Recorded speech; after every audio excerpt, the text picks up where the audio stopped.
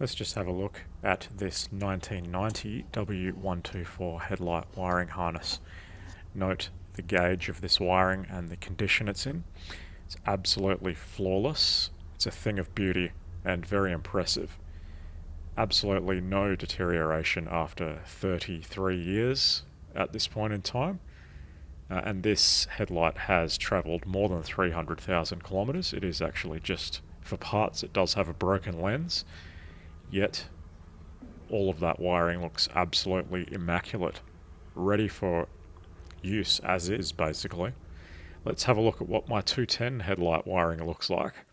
I've completed rebuilding the other side today, and I was shocked and appalled with the high beam bulb holder. Look at the wiring here. It's basically completely disintegrated. All of the insulation's dropped off. How that hasn't blown a fuse, I do not know. There must still be some insulation inside the tube that the wires travel in there.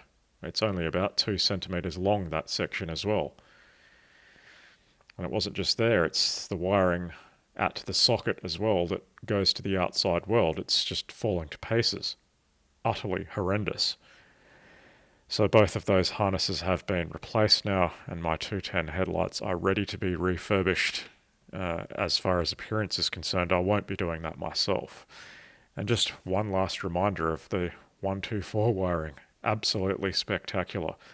I wish they didn't cut corners on the 210, because it is a nice car to drive, but yeah, I shouldn't have to do things like this. This is absolutely ridiculous.